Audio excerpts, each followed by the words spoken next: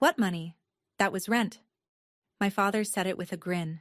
6 years, $144,000. Gone. He sat at the kitchen table with his coffee like he'd just read me the weather forecast. My mother wouldn't look at me. She stirred her tea. Clink, clink, clink. Like that spoon was the most fascinating thing in the room. They promised me every single dollar was going into a savings account. They showed me a screenshot of a balance. They told me, "Keep going, honey, you're almost at your down payment." And the whole time, they were spending it. On what? I didn't know yet. But when I found out, I stopped asking questions. And I started saving evidence. This is a story about a folder. And what happened when I opened it at Thanksgiving dinner in front of 30 people. Before I go on, please take a moment to like and subscribe. But only if you genuinely connect with this story. And while you're at it, drop a comment telling me where you're watching from and what time it is right now. My name is Myra. I'm 28. I work in a dental lab in a small town in Virginia. Now let me take you back 6 years, to the week I moved home after college graduation. The day I carry my last box through the front door, my parents are waiting at the kitchen table. Not casually. Positioned. Dad at the head, Mom to his right. 2 mugs of coffee already poured, a third one steaming at the empty chair. That should have been my first clue. My parents don't pour coffee for me. "Sit down, sweetheart," Mom says. "Dad and I have been talking." I'm 22. I've just walked across a stage in a rented gown, shaken a dean's hand, and received a degree in applied sciences. Starting Monday, I have a job at a dental lab 14 minutes from this house. Salary, $42,000 a year before taxes. Not a fortune, but real. Dad clears his throat. "Here's the deal. You live here. Save money. Pay us $2,000 a month. And we put every penny into a savings account in your name. 3-4 years. You've got a down payment. You're buying a house before any of your friends. $2,000 a month. $24,000 a year. I do the math in 2 seconds. My friends are signing leases on apartments. $1,500 a month. And getting nothing back. This is different. This is an investment." "It's the smart move," Mom adds. She reaches across the table and squeezes my hand. "We're doing this for you, honey." I say yes before I finish my coffee. That night, I'm in my childhood bedroom unpacking when I hear them through the wall. Their voices are low, but the house is old and the walls are thin. Mom's voice. "This solves everything, Dale." I smile. I think she means me staying home. She doesn't. But I won't learn what everything means for another 3 years. Let me tell you what $2,000 a month looks like when you make $42,000 a year. After taxes, I take home roughly $2,700 every 2 weeks. Half of each paycheck goes straight to my parents. What's left covers gas, car insurance, my phone bill, and groceries I buy to cook dinners for the family. Because Mom says it's the least I can do since I'm living at home. I drive a 2014 Honda Civic with a cracked dashboard and a passenger window that only goes down 3/4 of the way. My coworkers go to lunch at the sandwich place on Route 9. I eat leftovers from a Tupperware container at my desk. "Why don't you just get your own place?" my coworker Danielle asks one afternoon. "I have a plan," I say. "It's going to be worth it." And I believe that. Completely. Because here's the thing. I'm not suffering in silence. I'm investing. Every month my parents are putting my money aside, and every month I'm one step closer to a front door with my name on the deed. Around month 12, I ask Mom for the balance. Casually. Over dishes. "Can I see the account? I want to add it to my budget spreadsheet." "Of course," she says. "I'll send you a screenshot tonight." At 9:47 p.m., my phone buzzes. A screenshot. White background. One line. $24,000. No bank logo. No account number. Just a number on a screen. $24,000. 12 months times 2,000. The math checks out perfectly. I stare at it in bed, and something in my chest loosens. I'm doing this right. I save the screenshot. I don't save it because I'm suspicious. I save it because I'm proud. My brother Travis is 3 years older than me. Electrician. Married his high school girlfriend Jenna at 24. They have a daughter now, Lily, 3 years old, red curls, laughs at everything.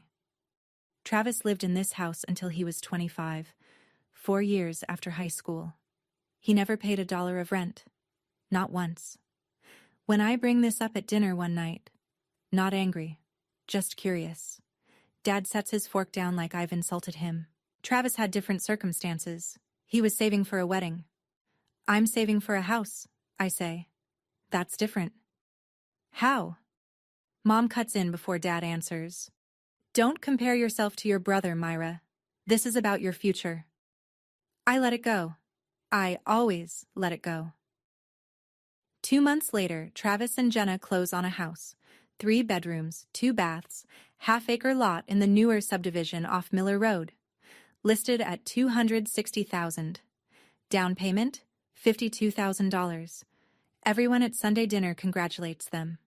Dad stands up, claps Travis on the shoulder. That's my boy, a real homeowner. I smile, I clap. I say the right things. But in the car on the way to the pharmacy that evening, a thought scratches at me and won't stop. Travis makes decent money as an electrician, sure. But Jenna was part-time at the daycare center. They had a baby. They had a wedding to pay off. $52,000 for a down payment. Where did that come from? I roll the window down. The 3/4 it'll go. And let the cold air hit my face. I don't have an answer yet. But the question starts living in me like a low hum I can't turn off. Year 3. I've paid $72,000. I ask Mom for the account number. Not the balance. The account number. I want to set up my own online access. We're standing in the kitchen. She's wiping down the counter. She doesn't look up. It's a joint account under Dad's name. You can't access it separately. Can I at least see the statements? Of course, I'll send you one tonight. Tonight comes and goes. I wait a week. Then I text her. Hey, Mom. Still waiting on that statement. No rush. Just want it for my records. So sorry, honey. Been swamped at work. This weekend, I promise. Weekend comes and goes. I ask again. Lightly, carefully, like poking a bruise to see how deep it is. 3 weeks later, she sends a new screenshot. Same white background, same plain font. Balance, $72,000. The math checks out. 3 years? $24,000 per year. $72,000 total. But this time, I look more closely. No bank name, no routing number, no header, no footer. Just a number floating on a white screen, like it was typed into the Notes app on her phone. I zoom in. The font spacing is slightly uneven. My stomach does something strange. Not a lurch. More like a flinch. I sit on my bed and stare at the screenshot for 11 minutes. I know because I check the time when I start and when I stop. Then I tell myself, it's Mom. She probably just cropped it weird. I put my phone on the nightstand. I turn off the light. But I don't fall asleep for a long time. And the low hum from that night in the car, the one about Travis's down payment, gets a little louder. 3 Sundays later, the clinic closes early for a plumbing issue. I'm home by 2. The house is quiet. Dad's truck is gone.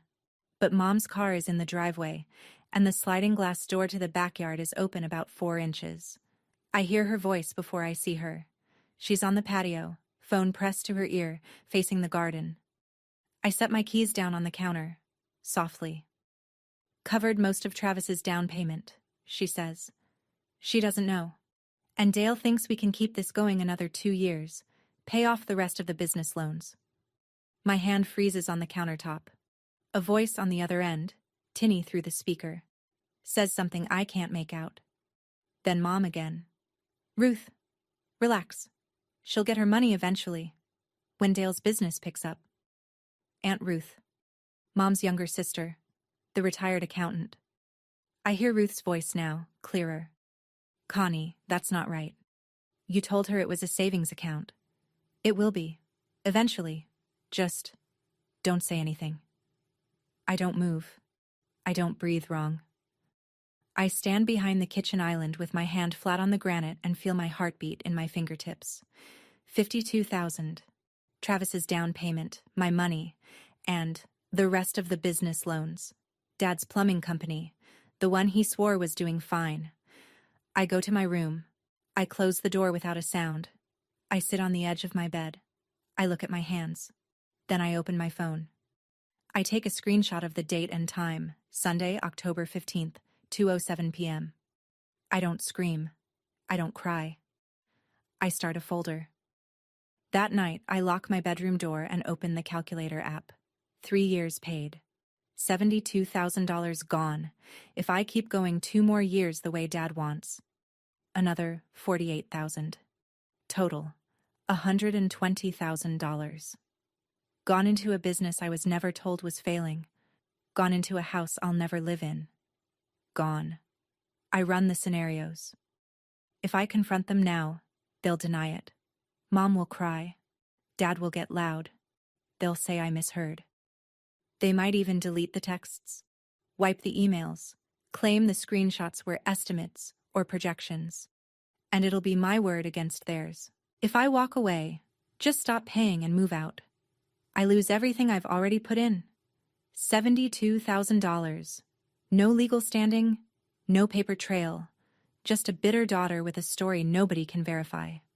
But if I stay, if I keep paying, if I make them keep talking, keep texting, keep emailing, keep leaving voicemails, every message becomes a line in a ledger they don't know I'm keeping.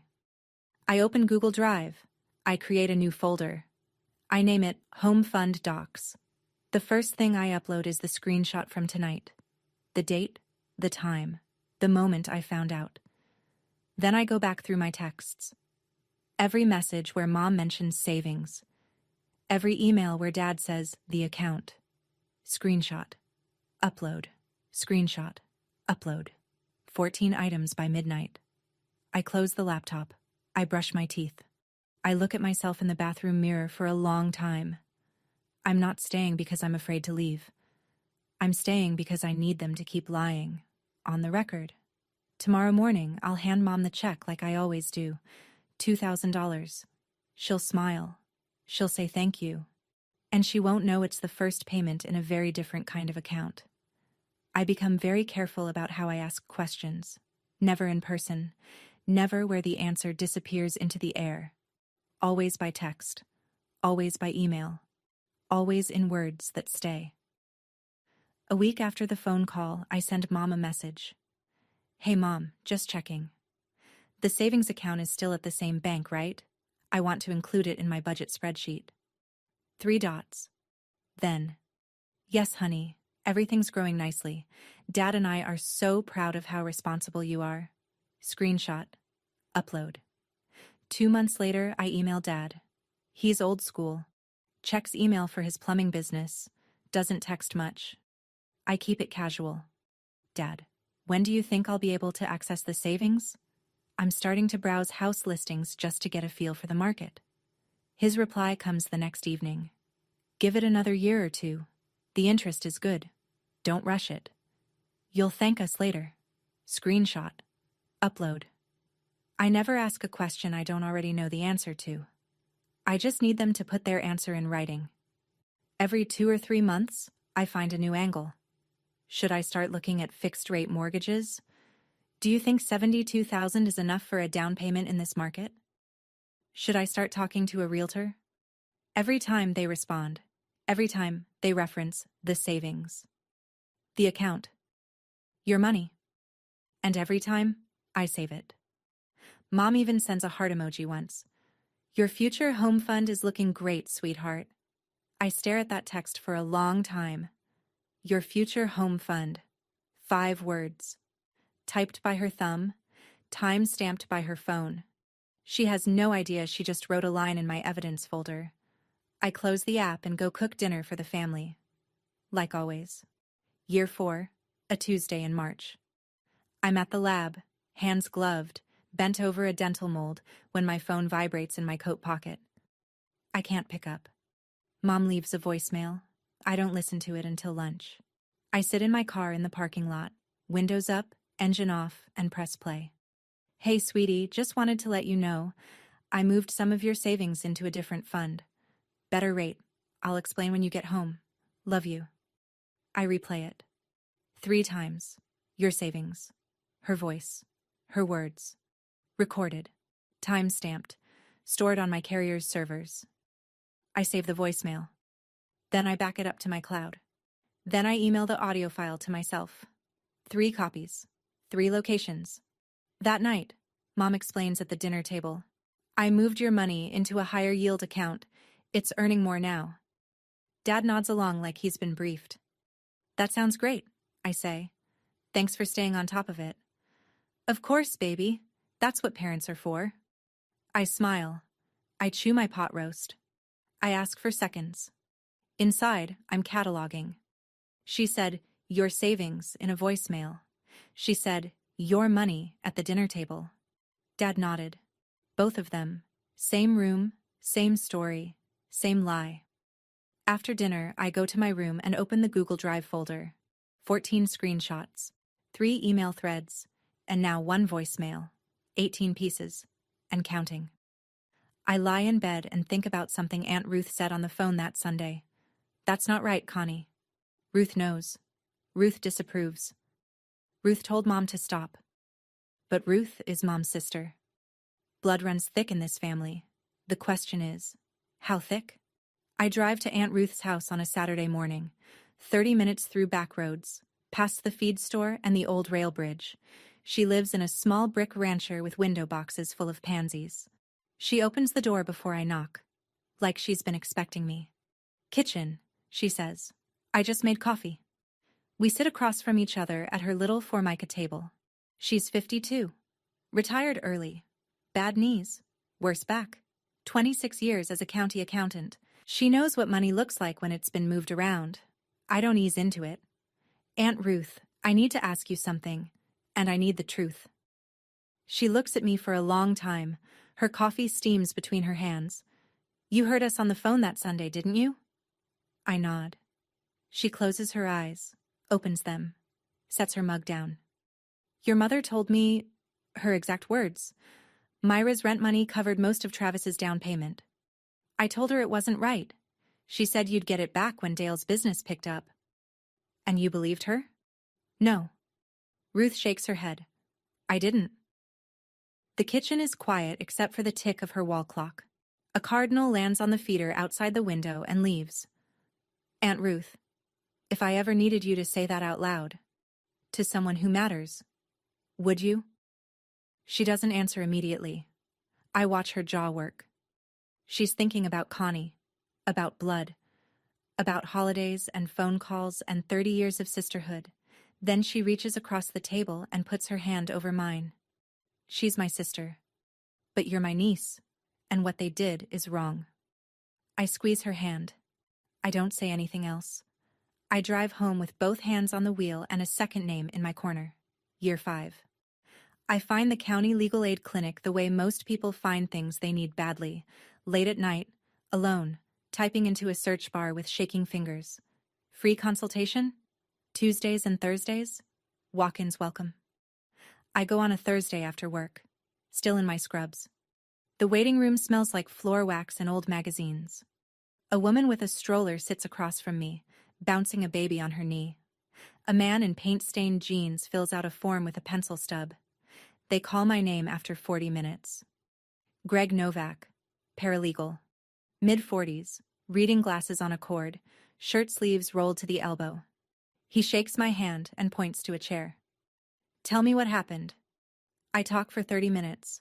I don't cry. I lay it out the way I've been rehearsing in my car for months. Facts, dates, dollar amounts.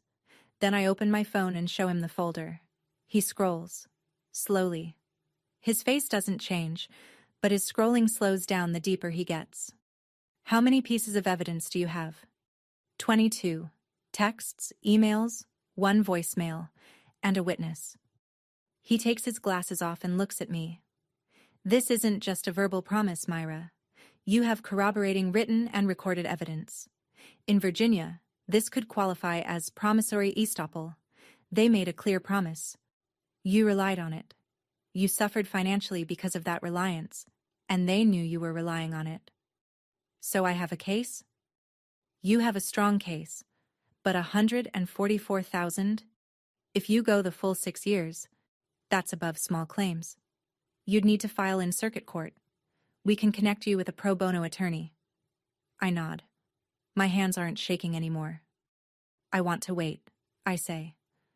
Until I've paid the full 6 years. I want the number to be final. Greg studies me, then nods. Smart, but keep saving every piece. I walk out into the parking lot. The sun is going down behind the courthouse. I sit in my Civic and grip the steering wheel. For the first time in 3 years, I feel something other than anger. I feel ready. Year 6. October. The final payment clears. 72 months. $144,000. That same week, Mom sends a group text to the entire family. Thanksgiving at our place this year. Everyone's coming. 30 people confirmed. I'm so excited. I read the text in my car outside the clinic. I read it again. Then I open the calendar and count the days. 5 weeks. I call Greg Novak. He connects me with Pamela Harding, a contract disputes attorney who takes pro bono cases through legal aid. She's brisk on the phone. No small talk. Bring me everything. I bring her everything. The printed folder is 2 inches thick. She goes through it at her desk while I sit across from her, hands folded, watching her read my life in time-stamped increments. After 20 minutes, she sets it down. You have one of the strongest promissory estoppel cases I've seen at this dollar amount. We can file the day after the holiday. What if they deny everything? She looks at me over her glasses. Do you think they will? In front of the whole family? Yes. Good. Denial in front of 30 witnesses helps, not hurts. Every person in that room becomes a potential deposition. I don't plan to make a scene at Thanksgiving. I plan to ask one question, one last time, in front of people who can hear the answer. If they tell the truth, we handle it as family. If they lie, I handle it in court. The week before Thanksgiving, I go to the office supply store on Route 9 and buy a manila folder. I print every screenshot, every email, every voicemail transcript. I slide them in. I close the clasp. It weighs almost nothing. It holds everything. Thanksgiving Day. 2 o'clock. I pull up to the house and park behind a row of cars that stretches past the mailbox. Trucks, sedans, a minivan with a car seat in the back. The whole family. I check my rearview mirror. My eyes are steady. My lipstick is fine. My bag sits on the passenger seat, unzipped just enough that I can see the edge of the manila folder. Inside, the house smells like roasting turkey and cinnamon. Mom's Spotify playlist plays soft country music from the Bluetooth speaker in the living room. 30 people fill the downstairs. Aunts and uncles in the kitchen, cousins in the den, kids running through the hall. Mom finds me at the door. She pulls me into a hug that lasts 2 seconds too long. My baby girl, come in, everyone's here. Travis nods from across the living room. He's got a beer in one hand, Lily on his hip. Jenna's beside him, laughing at something Cousin Mike said. Dad's out back, standing over the grill, turning something that doesn't need turning. I make the rounds. I hug Aunt Ruth. She squeezes my arm, just once, just slightly. And I know she knows today is the day. I hug Grandma, who cups my face with both hands. You look thin, baby. I help Mom set the long table. I fold napkins. I carry the sweet potato casserole from the oven. I bounce Lily on my knee and make her laugh. Nobody looks at me twice. Nobody suspects anything. I am the youngest daughter doing what she always does. Showing up, helping out, keeping quiet. My bag sits on the floor by the coat rack. The folder is inside. The folder is patient. So am I. After the main course, Dad stands. He picks up his glass of sweet tea and taps it with a fork. Clink, clink, clink. Everybody, if I could have your attention. The room quiets. 30 faces turn toward him. He's wearing his good flannel. The one without paint stains. He looks proud. He looks like a man who believes his own story. I just want to say how grateful I am for this family, for this house, for the food. He pauses. And I'm especially proud of Travis. 31 years old, beautiful home, beautiful wife, beautiful daughter. He's the one who really figured it out. Clapping. Travis grins. Jenna squeezes his arm. Dad isn't done. Myra. He turns to me, still smiling. You'll get there someday. Don't worry. Some people just take a little longer. Soft laughter, not cruel. Worse, patronizing. A few heads nod. An aunt I see once a year leans toward me. Still renting, sweetie? Mom answers before I can. She's saving up. She's got a plan. I look at her. A plan. I repeat her words. She smiles at me without a flicker. I set my fork down, quietly. I look at my plate. Turkey, stuffing, cranberry sauce. The same meal I've eaten at this table every November for 28 years. Sitting there, hearing my father tell 30 people that Travis figured it out with my money, I think, does he actually believe this? Or does he just need to say it out loud so it becomes true? If you've ever sat at a family table and been made into the cautionary tale while the person who benefited from you got the toast, you know exactly what this feels like. What would you have done? Tell me in the comments. I reach for my bag. I wait for the applause to settle, for forks to resume, for attention to scatter. Then I speak. Not loud. Just clear enough for the table to hear. Dad, since we're all here, I found a house I want to buy. He looks up, still riding the glow of his toast. I'd like to start the process of withdrawing from the savings account. The one you and Mom have been managing for me. 6 years. $144,000. The room shifts. Not dramatically. Just. A few forks pause. A few heads turn. Dad looks at Mom. Mom looks at her plate.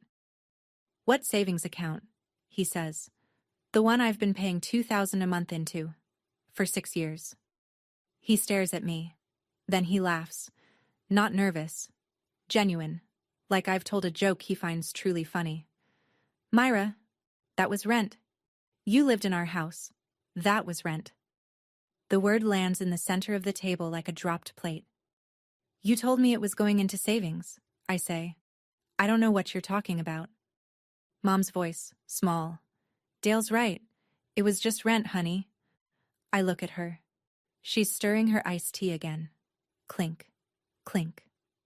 The same sound from the kitchen table 6 months ago when this all began. 30 people sit in silence. Uncle Frank's wife puts her napkin down. Grandma's eyes move from me to Mom to Dad like she's watching a slow-motion car wreck. Travis, from the far end. Come on, Myra, don't do this here. Think about the family. Think about the family. The family that spent my money. The family that lied about it. The family that just laughed at me. I don't answer Travis. I reach into my bag. I place the manila folder on the table, right between the gravy boat and the cranberry sauce. I don't slam it. I don't throw it. I set it down the way you'd set down a hymnal in church. I didn't want to do this here, I say, but you just denied everything in front of our entire family, so let me show them what I have. I open the folder. The first page is a printed text message. I hold it up so the table can see. This is a text from you, Mom. March 15th, year 2. I asked about the savings account. You replied, and I quote, "Everything's growing nicely." Mom's lips part. No sound comes out. I turn to the second page. This is an email from you, Dad. October 8th, year 3. I asked when I could access the savings. You wrote, "Give it another year or 2. The interest is good." Dad's grin is gone. His face has gone a color I've never seen before. Not red, not white. Something between, like a man watching a locked door swing open. I pull out the third page. And this is a transcript of a voicemail from you, Mom. You said, and I have the audio, I moved some of your savings into a different fund. Nobody moves. The Spotify playlist has cycled to some soft guitar song that nobody hears. Uncle Frank leans forward. Cousin Mike sets his beer down. Grandma's hands are flat on the table. Mom's eyes are locked on the folder. Her face has gone white. Not pink white. White white. The color of someone watching their own handwriting on a page they never expected to see again. "Where did you get that?" she whispers. "From you," I say. "All of you. You just didn't think I was paying attention." The room fractures. Connie's hand goes to her mouth. Her eyes fill up. Right on cue. "You're tearing this family apart, Myra. On Thanksgiving. How could you?" Before I can respond, Grandma's voice cuts from the end of the table. Low, steady, 80 years of authority in 4 words. "Connie, let the girl talk." Dad stands. His chair scrapes the hardwood. "This is ridiculous. She lived here. She ate our food. $2,000 a month is fair rent anywhere." Uncle Frank doesn't look up from his plate. "Dale, $2,000 a month for a bedroom in this town? That's more than my mortgage." Aunt Linda, Frank's wife, nods. Cousin Mike crosses his arms. The room is choosing sides without saying a word. Dad jabs a finger toward me. "You're ungrateful. After everything we did for you. You used her money for Travis's house." It's Aunt Ruth. She says it from the kitchen doorway, arms folded, voice flat as a tax return. "Connie told me herself, down to the dollar." Mom spins toward her sister. "Ruth!" "Don't Ruth me, Connie. I told you 2 years ago it wasn't right." The room goes silent again. Jenna, Travis's wife, turns to look at him. Her face is open, confused, like she's hearing a language she doesn't speak. "Travis," Jenna says, "is that true?" He doesn't answer. He picks up his beer, puts it down, picks it up again. "Your down payment," Jenna says, slower. "The $52,000. That was Myra's money?" Travis looks at the ceiling. "It's complicated." It's not complicated. It's simple arithmetic and a lie that just ran out of room. Jenna's jaw tightens. She stands up from the table. Lily starts to fuss. The family hasn't eaten dessert yet. They won't. I close the folder. I stand. The room watches me the way a room watches someone who's about to walk out of a church in the middle of a sermon. Not angry, not cheering, just witnessing. "I didn't come here to fight," I say. "I came here to give you one last chance to do the right thing." I look at Dad, then Mom. "Give me a repayment plan, a real one, on paper, with dates and amounts, and we handle this as family. No lawyers, no courts." Dad's neck is red. His hands are flat on the table. He's breathing through his nose. "You're not getting a dime," he says. "You want to sue your own parents? Go ahead. Sue me." The words hang in the room like smoke. I look at him for 3 seconds. I nod. "Okay." I turn to the room. "I'm sorry to everyone here for this.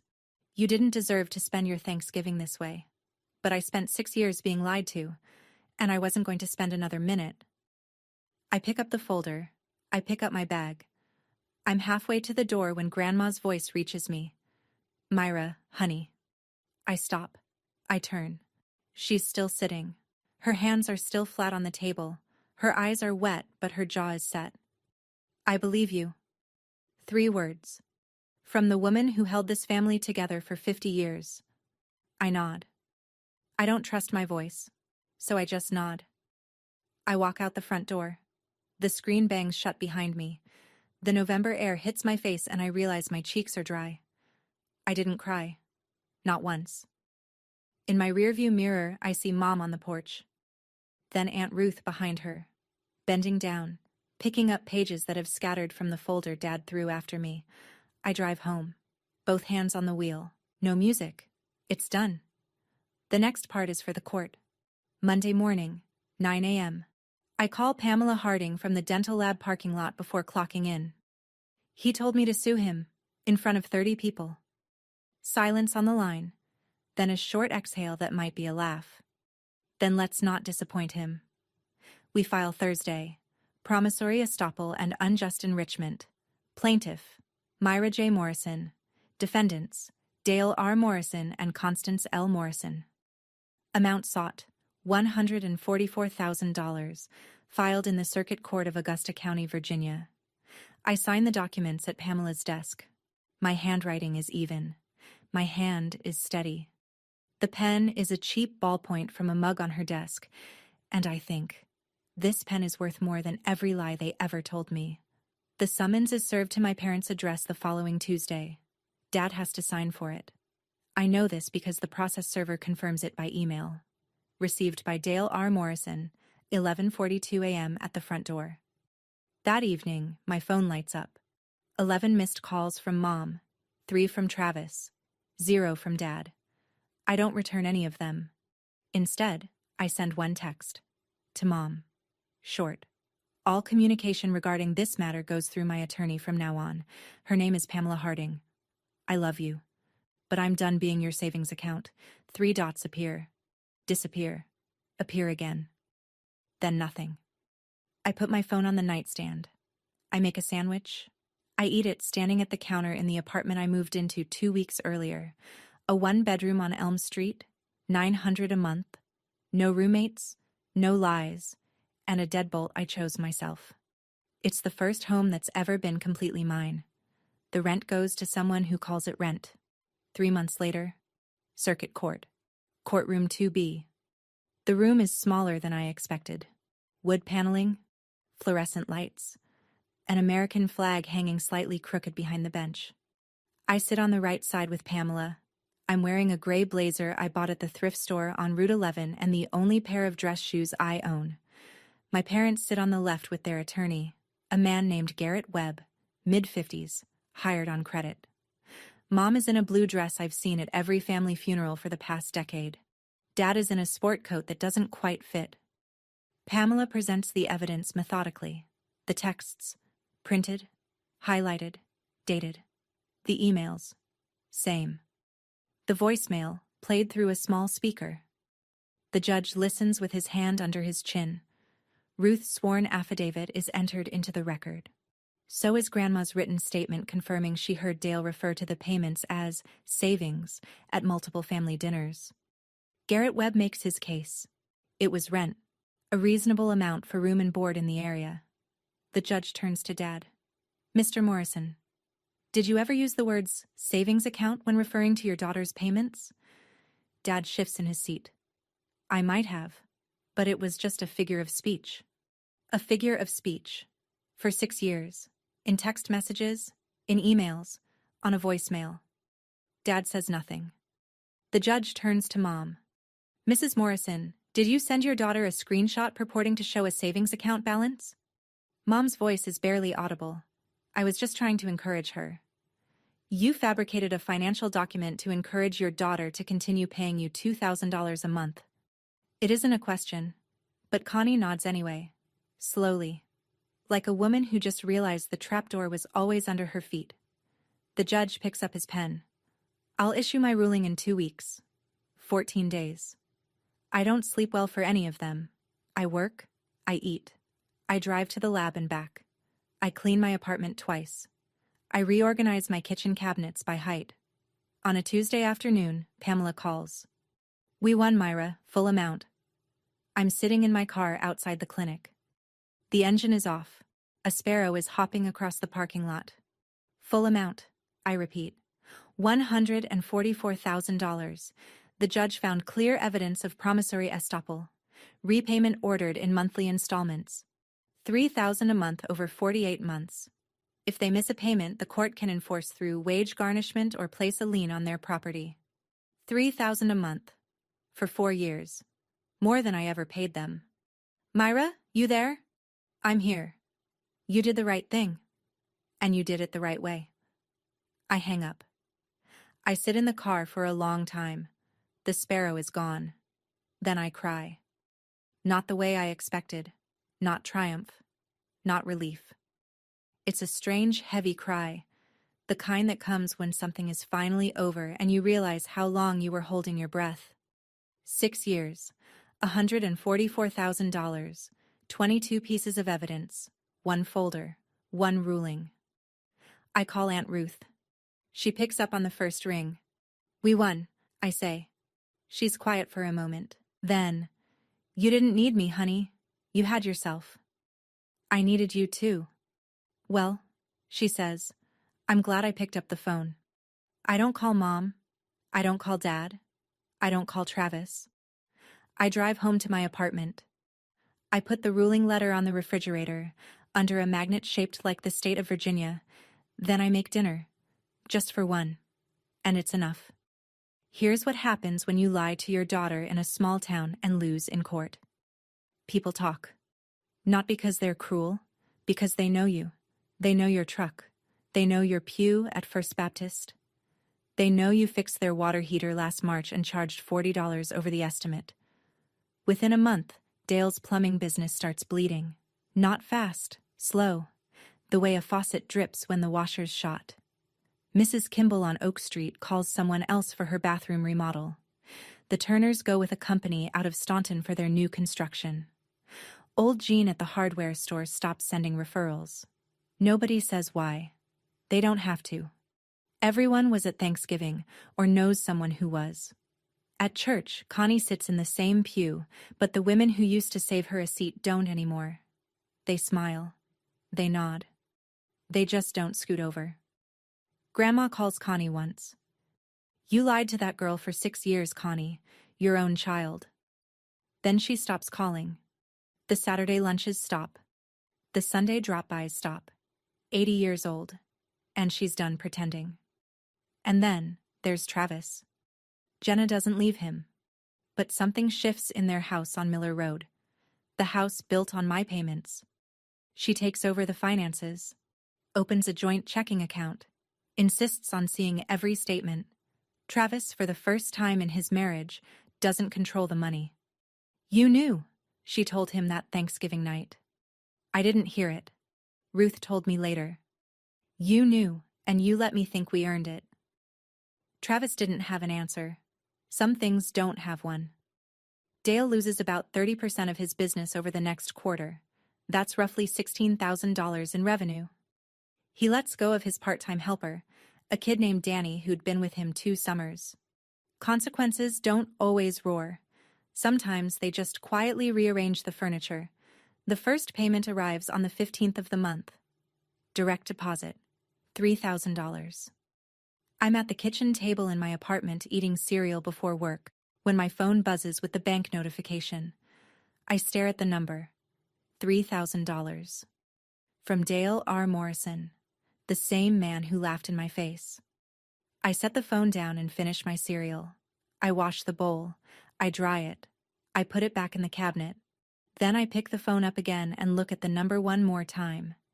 This is the first honest money from my parents in 6 years. Here's what I know about how they're paying it.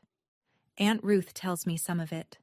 The rest I piece together from the quiet channels of a small town. Dad sold his Ford F-250. The truck he bought new 3 years ago, the one with the toolboxes in the bed. Replaced it with a used F-150, 8 years old, 90,000 miles. Saved about $15,000 on the trade. Mom went full-time at the insurance office. First time in 20 years she's worked 40 hours a week. She comes home tired now, Ruth says. Goes to bed early. Travis offered to help cover the payments. Dad told him no. This is between me and your sister. Between me and your sister.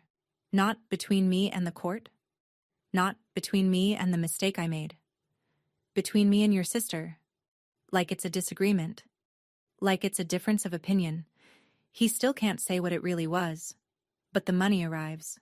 Every month. On the 15th. $3,000. 48 months total. I don't spend it. I put every dollar into a savings account. A real one. At a real bank. With my name on it and a routing number I can see anytime I want. Nobody manages it but me. 2 months after the ruling, I find an envelope in my mailbox. White. Handwritten. No return address, but I recognize the handwriting. The careful, slightly shaky cursive of a woman who learned penmanship in a one-room schoolhouse. Grandma. I carry it inside. I sit on my couch. I open it slowly, the way you open something you know you'll keep. Dear Myra, I've known about your mother's favoritism longer than you have. I saw it when you were 12 and she forgot your piano recital because Travis had a baseball game. I saw it when you graduated and the party was an afterthought. I didn't say anything because I told myself it was a phase, that she'd even out. I was wrong.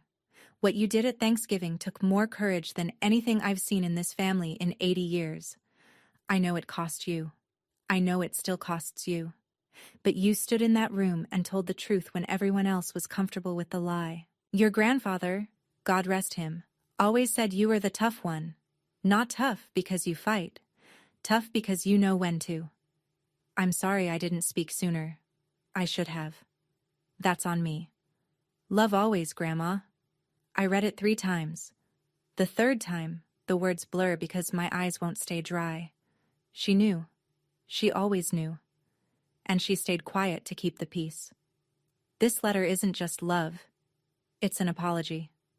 From the one person in the family who never owed me one. And the only one brave enough to give it. I think about all the people in families who see the unfairness but say nothing because silence is easier than truth.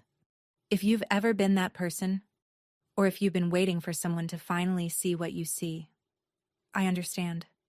Tell me your story in the comments. I tuck the letter into the manila folder. It sits beside the evidence now.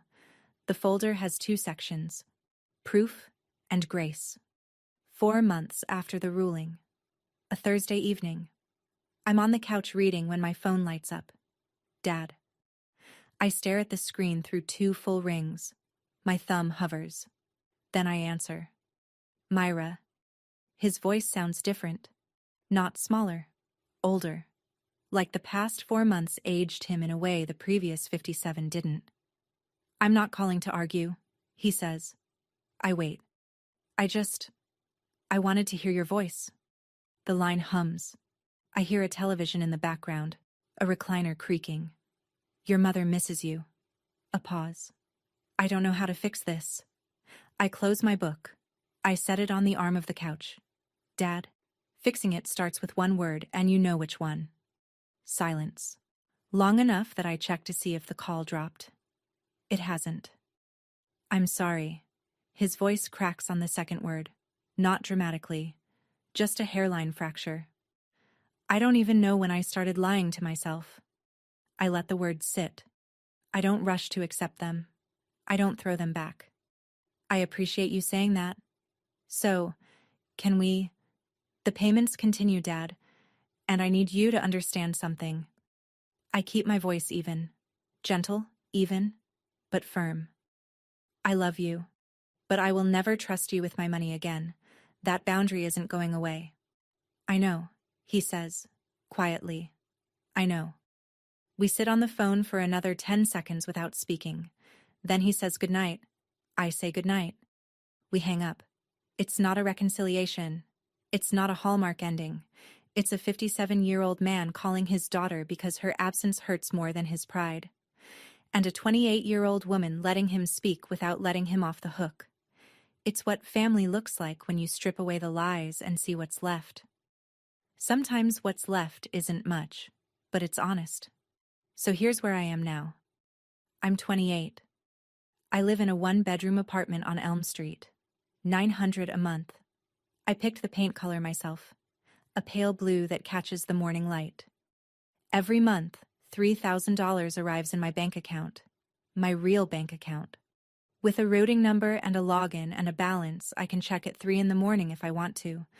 I'm saving for a house. My house. On my timeline, in my name. My relationship with my parents exists. Barely. I call once a month. We talk about the weather, about Grandma's knees, about nothing that matters. We don't talk about the money. We don't talk about Thanksgiving. That conversation goes through Pamela now. Travis and I don't speak. Jenna sends me photos of Lily sometimes. At the playground, in a tutu, eating spaghetti with both hands. She always captions them. She asks about Aunt Myra. I see Aunt Ruth every Sunday. We eat lunch at her kitchen table. She makes soup. I bring bread. We don't always talk about what happened. Sometimes we just sit. I keep the manila folder in my closet. The evidence. Grandma's letter. The court ruling. I don't look at it often, but I know it's there. And knowing it's there is enough. If you're listening to this and you recognize any of it, the payments that never added up, the sibling who got more, the parent who said trust me one too many times, I want to tell you something. Setting a boundary with your family doesn't make you a bad daughter. It means you're a daughter who knows her worth. Your family is supposed to be your foundation. But when the foundation is cracked, you don't keep building on it. You pour a new one. And that's what I did. Thank you for staying with me through this story. If it meant something to you, if it reminded you of your own table, your own folder, your own moment of enough, hit subscribe. Share this with someone who needs to hear it today. And if you want another story like this one, about an ordinary person who finally said enough, check the link in the description. I'll see you there. Thank you for listening. I mean that.